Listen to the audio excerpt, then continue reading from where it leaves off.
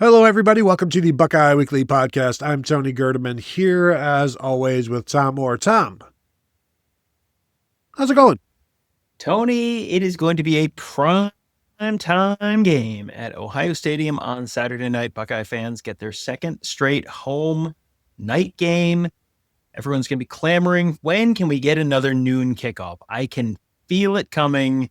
Tony, it's late. It's past my bedtime. Why am I up so late? Why can't they play these games at noon? You know, it's unfortunate that people have to stay up so late at night to watch football. It could be even more unfortunate if they were to ever be an 11 p.m. kick way out west, which would be even worse. So appreciate the day kicks when you get them and tolerate the 7:30 p.m. kicks when you have to go through with those as well. But I'm sure you'll get a drone show. You'll get some night game atmosphere. It's going to be fun. PJ Fleck, watching one of his press conferences earlier in the week, he's like, I know Ohio State fans have been clamoring for more night games, so I'm sure they'll be, loud and into the game. And he is absolutely correct. Minnesota coming into this game 3-1 with a 2-touchdown loss to Cal of the ACC. And when I look at this Minnesota team, because I want to start with the Ohio State running game, Minnesota's run defense has been very good, except for the one game that we watched them, which is the Rutgers game. And that's how I judged them. And they gave up some serious yards to the Rutgers starting running back. He went for like 150 yards or so. And I don't care about all of the other games that I didn't see when they held Buffalo to 44 yards rushing. They held Northwestern State to 19 yards rushing. They held California to 61 yards rushing. Rutgers went for 138 yards on them, and I know you're thinking, well, that's not very much, but the bulk of those were more of those were from the running back Antoine Raymond, who rushed for 161 yards, 6.2 yards per carry. Then they lost some yards via sacks. So when I see Rutgers putting those kind of numbers up on Ohio State or on Minnesota, I'm thinking, well, this should be a game that Ohio State can run the ball, right?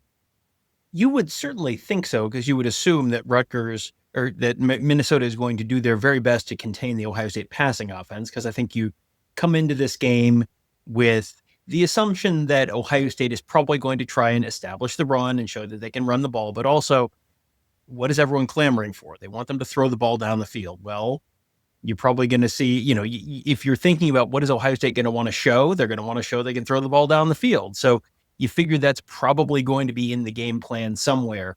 So if Minnesota can, I would guess that will be Minnesota's first goal, is to take that away, which should therefore open things up to be able to be, not necessarily run for 300 yards, but run the ball kind of consistently, pick up 5.5, 6 yards a carry on average, something like that.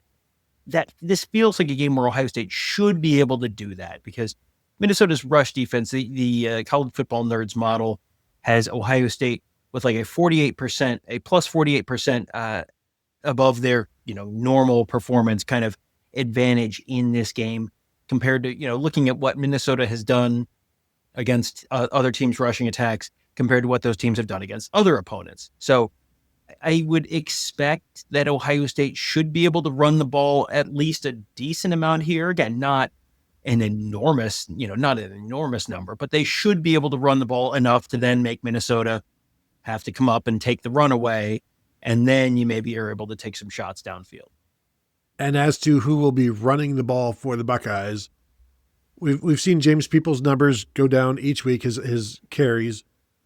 Bo Jackson did not play against Texas. 9 carries against Grambling State, 9 carries against Ohio, 17 against Washington. He has ascended. He had the most carries last week on the road in the Big Ten opener, in what was a very important game for the Buckeyes. C.J. Donaldson, after having 19 carries against Texas, had 5 against Grambling State, which is whatever, and then 9 and 9 against Washington.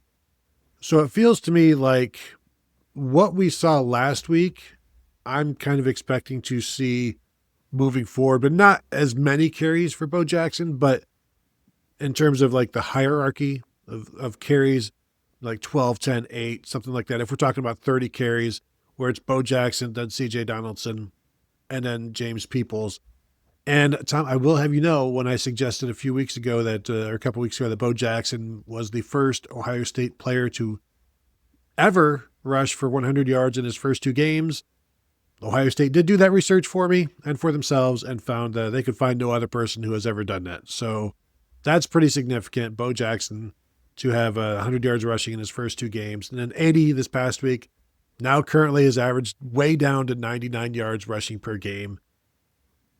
12 carries. If Bo Jackson gets 12 carries in this one, I'd expect another maybe 80 yards or so, right?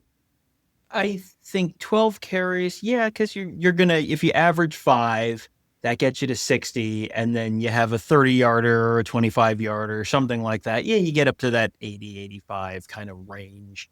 That sounds, about right. But I'm with you that I think they're still splitting carries 3 ways. I don't think this turns into, and now it's just 2 guys.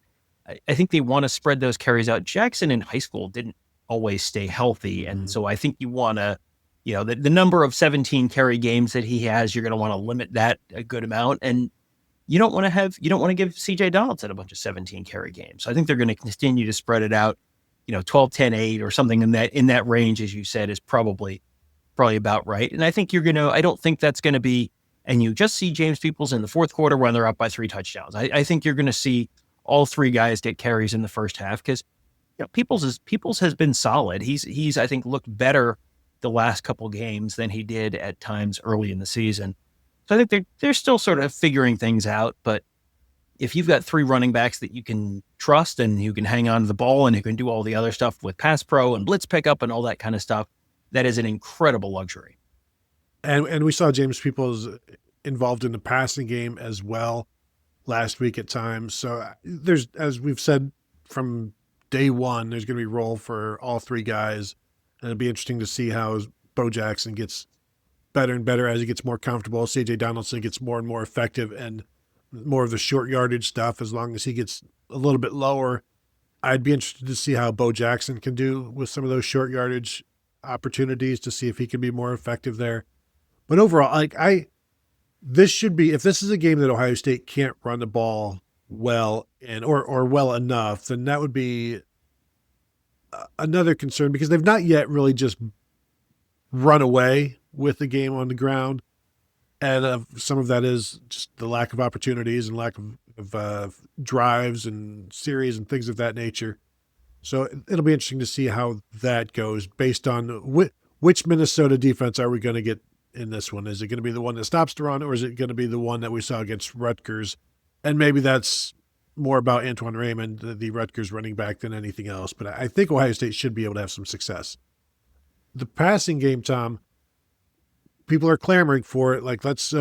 Washington stayed back and didn't want to have anything happen, and Ohio State was very patient on that first drive. Ran the ball. But then after that drive and the rest of the first half, I think they were 50-50 rushing and throwing in the first half after that first drive. And then they opened up more in the second half. What are you expecting from the Ohio State passing game? Because I think there's going to be some aggression here, and we know they want to stretch the field. They want some explosives. I think the best way to do that is draw them up and then, start building them, like execute the game plan and attack downfield. And if you only hit 2 of 3, I think that's still good. 3 of 4, that's great. And just, you've got to go after it. I do think they're going to try and stretch the field and show that they can do that, because that's how you keep the opposing defenses honest. And that probably opens things up in the run game a little more.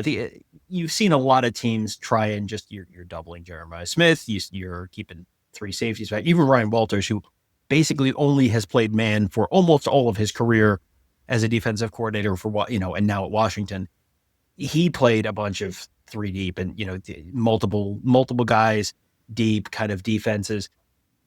That feels like that is kind of, the game plan against Ohio State for everyone is sort of, make them be deliberate, try and chew up the clock on offense, limit the number of possessions. And it's kind of annoying, I'm sure, for the Ohio State coaching staff, but also they have been very disciplined about just, okay, take what the defense is giving you. And if you're seeing a bunch of guys deep, if it's a light box, you run the ball into the light box, or you throw, you pull on some of the RPOs and, throw the quick hitters to Jeremiah Smith outside. And if they're going to give you 8 yards, you're going to take the 8 yards, and you're going to, it's not exciting. It's not going to show up on college football final, but you're going to take the 8 yards and you're going to move on to 2nd and 2 and go from there.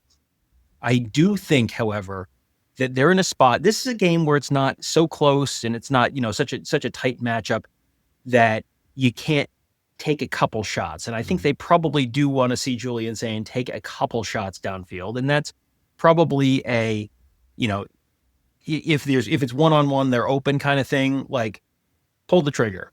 If you're not sure and it's kind of like, well, maybe he's open, maybe he's not, pull the trigger and see what happens. I think they might be willing to let him make a mistake or two in this game because it's a home game. That's a team that they should beat by, they're favored to beat by 24 points or something like that. This is a team where if you're up early, you can make a mistake and it's not going to be the end of the world.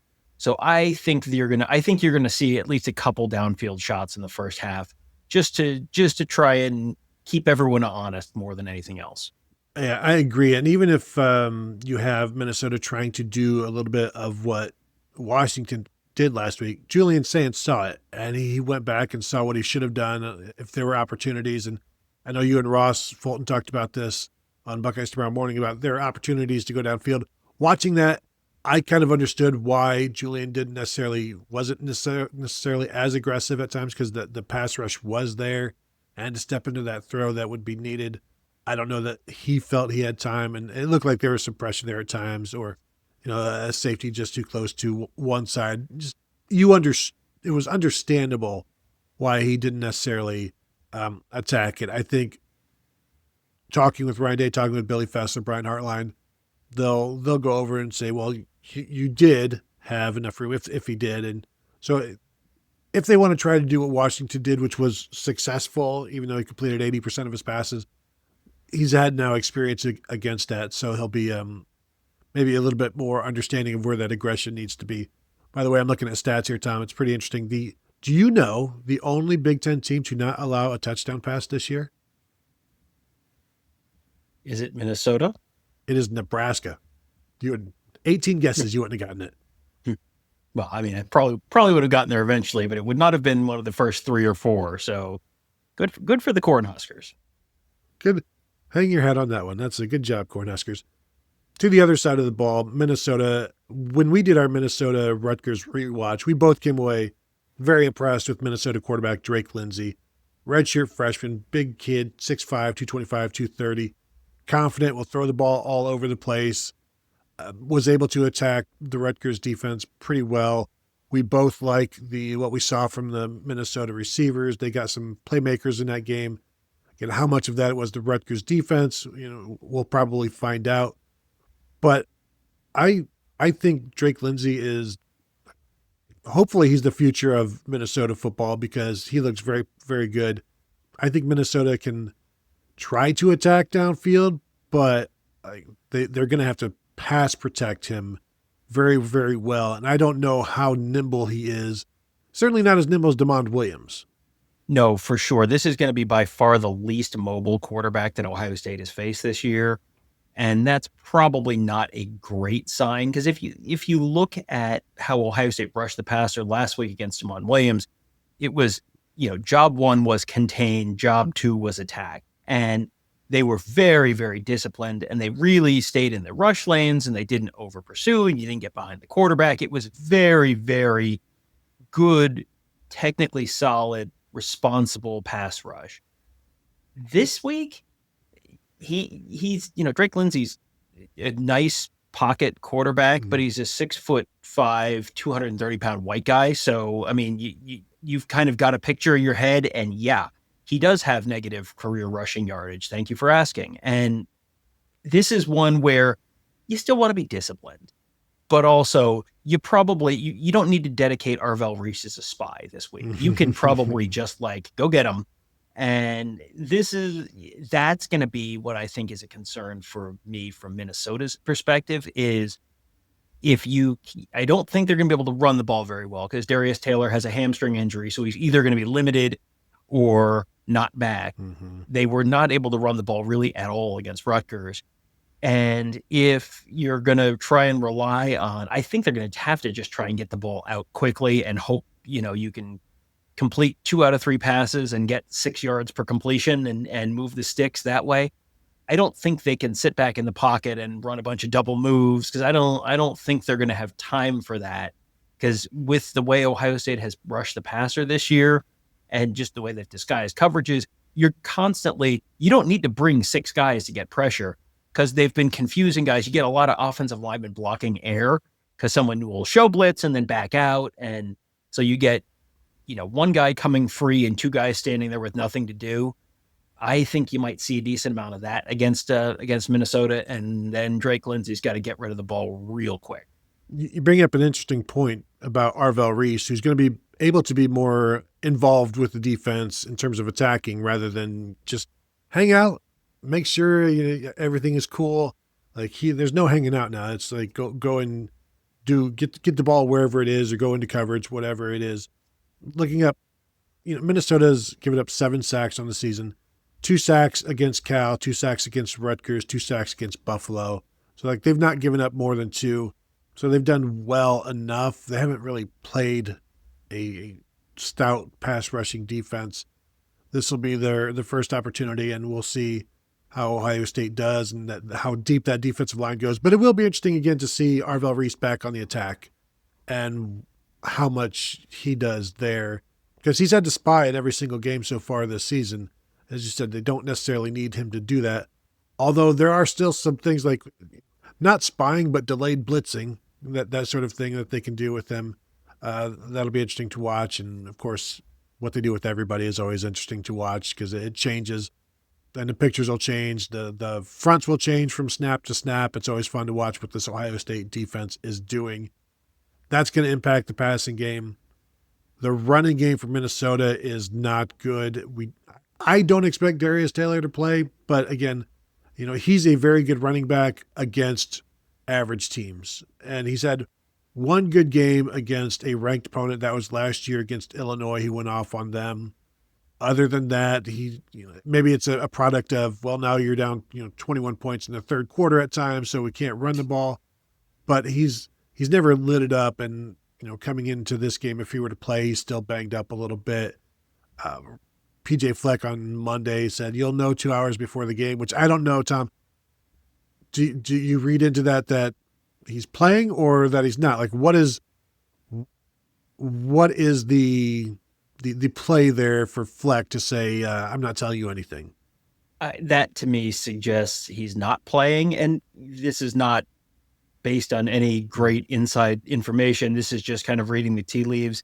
To me, it makes sense. If you're Minnesota and you're going on the road and you're a 24-point underdog, it would be a lot of fun to win at Ohio Stadium. Are you going to win at Ohio Stadium? Probably not as likely as you are to win against Nebraska or Iowa or Purdue the next 3 weeks. So in my mind, give Darius Taylor another week to get healthy, to heal up, and then put him out there when you have a better chance to win games. He's got some of those at home. I think 2 of the 3 are at home. Purdue is very beatable. Iowa and Nebraska are both games where Minnesota's probably a touchdown-ish underdog, maybe. And so those are games you can win. You steal one of those, and those are 2 rivalry trophies, one for a pig, one for a broken chair. So those are games they're going to want to win. To me, it makes a lot of sense to just sort of sit him another week and just kind of go, look, we're not going to be able to run the ball. That's fine. Get out of here as healthy as you can and move on to the games that you might win later in the season. If he's not playing, then I don't think they're going to be able to run the ball at all. And I think they might have a very bad time on offense. And Ohio State might have more snaps on offense just because I think the defense gets off the field a lot earlier. Washington last week, strung together, not incredibly long drives, but 10 plays, 69 yards, 11 plays, 48 yards, 10 plays, 25 yards, 8 plays, 65 yards. Those are all drives. They had one for 5 for 6 yards. It was 3:40 off the clock. I mean, they were able to sort of keep the Ohio State offense on the sideline. I think you might see more 3-and-outs this week for Minnesota and, get the Ohio State offense on the field, because I don't see a lot of ways that Minnesota is going to be able to string together 10 play drives this week. Yeah, and if that running game isn't able to go, which we don't expect it to, and then you start to become a little bit pass happy, like they were last week, what was it, like 41 passes to like 18 rushes. They they were fortunate to win that game against Rutgers. 41 passes is going to lead to a lot of pass rush, in my opinion. Minnesota is the number 4 team in the Big Ten in terms of time of possession time. I know it's the most important stat in the whole college football sphere. Ohio State much worse, number 8 in time of possession. So it's surprising that Ohio State is favored by over 3 touchdowns in this one. Frankly, given the time of possession stats, as we know, special teams like Coy Parrish, the safety, is dangerous as a returner. He's not yet returned a punt or a kick for a touchdown in his 2-year career, but he's a very talented player. He's good. Um, Special teams, Ryan Day says he wants it to be a strength. I think as long as it's not a weakness, then you're going to come out ahead in this one. Eventually, though, it would be nice if this was a strength for Ohio State. Yeah, the talent is there, certainly. And so you would, at some point you would expect the talent to shine through, but you would have said that for years. And they haven't returned a kickoff for a touchdown since 2010, and they returned a punt for a touchdown for the first time last year in 10 years. So it's that's not what you would sort of expect based on that. But Ohio State has really not had to they've not had to use the special teams to move the ball. They've just sort of been able to rely on, hey, the defense is really good, or hey, the offense is really good, or hey, the offense and defense are both really good. Just get the ball back, don't make a mistake, and get the ball back to the offense and sort of move on with life. Minnesota special teams 88th in FEI right now. That's not great. In special teams FEI, Ohio State's 50th. But Minnesota's special teams last week against Rutgers, we watched this game, and I think on the recap show, I think I said their special teams were eventful. Like, that's the best word to use for them, because they blocked a field goal, but then they missed a field goal. They missed a 50-yarder right at halftime. They almost blocked a punt. They almost got a punt blocked. It's like, wow, lots of stuff almost happened, but and Parrish, who you mentioned, had a long kick return that was like over 50 yards across midfield, that set up a long field goal attempt before halftime that they missed. But then the next time, right after halftime, like 3 plays later, he catches the opening kickoff for the second half, and then just kind of like trips and falls down. And so then you got terrible field position. So it was just kind of, oh, wow, their special teams are pretty good. Look, they blocked a field goal. Oh, their special teams are bad. Look, they did this. Oh, look, oh, this is good. Oh, no, this is bad. And it's not, you look at that and it's kind of like, well, unless they get significantly better, unless they can do all the good stuff and none of the bad stuff against Ohio State, that's, I don't love their defense against Ohio State. I really don't love their offense against Ohio State, and their special teams don't feel like they're probably going to be a difference maker either. So it's like we're running out of phases of the game. Tony, what do you think their coin toss strategy is? Defer. Heads, defer. And that's about all the advice I can give them, because that's the only place it's going to be an even matchup, is the coin toss on this one. I have not yet sent in my score prediction, and I'm writing some numbers down now, and if Cal and Rutgers are scoring 27 and 28 points respectively, then my initial thought of 34 is not enough. So I am going to go 38, and I can't decide between 3 or 7. So I will say, I really like this red zone defense. I'll say 38-3 Ohio State. Well, my first thought was 38-7, and then I thought, I'm guessing, I'm constantly high on these score projections because they're just not getting as many possessions as they used to. So I'm gonna trend this down a little bit, and I'm going to say 31, and then I was between 7 and 3, and I thought I'm going to go 31-3 Ohio State. All right, there you go, Tom. Way low on this number, putting the Ohio State offense right in there with Rutgers and California of the ACC. Wow. Whereas I have them at 38, higher than anybody that Minnesota has played all this year. Class amongst themselves, all by themselves, which is what you would expect from the number 1 team in the nation. So there you go. Tom has them 31-3. I have it 38-3. Not a lot of respect. No. The proper respect for the Minnesota offense. Just even more respect for the Ohio State defense. Is that correct? Is that a better way to say it? That's a better way to say it, yes. All right. Although Tom has less respect for the Ohio State offense than I do. So that'll do it. If you could hit the thumbs up on YouTube, we would always appreciate that. Don't let Tom's negative scores get you down. Now, thumbs up, and we would appreciate the 5-star rating and review if you listen to this via your podcast platform of choice. And as always, come say hello to us there on the Buckeye Huddle message board presented by Jeff Ruby's Columbus, BuckeyeHuddle.com. Would love to see you there. Thank you all for tuning in, and we'll talk to you all later.